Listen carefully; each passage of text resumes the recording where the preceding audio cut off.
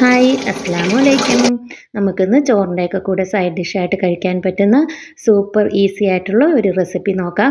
അതിനു മുമ്പായി ചാനൽ ആദ്യമായിട്ട് കാണുന്നവരൊന്ന് സബ്സ്ക്രൈബ് ചെയ്ത് ലൈക്ക് ചെയ്ത് ഷെയർ ചെയ്തേക്കണേ. ഇതിനായി ഒരു സവാള, ഉരുളക്കിഴങ്ങ്, മല്ലിയില, പച്ചമുളക്, വെളുത്തുള്ളി, ഇഞ്ചി, തൈര് എന്നിവയാണ് ആവശ്യം. ഉരുളക്കിഴങ്ങ് കഴുകി വൃത്തിയാക്കി പുഴുങ്ങി ഉടച്ചെടുക്കാം.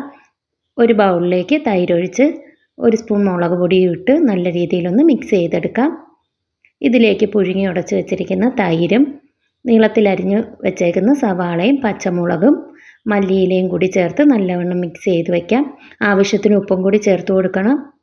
അതിനുശേഷം ഒരു കടായി അടുപ്പിൽ വെച്ച് ചൂടാകുമ്പോൾ എണ്ണയൊഴിച്ച് ഉലുവയിട്ട് ഉലുവ പൊട്ടുമ്പോൾ ഇഞ്ചി വെളുത്തുള്ളി ഇത് ഓപ്ഷണലാണ്. ആവശ്യമുണ്ടെങ്കിൽ മാത്രം ഇഞ്ചിയും വെളുത്തുള്ളിയും ചേർത്താൽ മതി.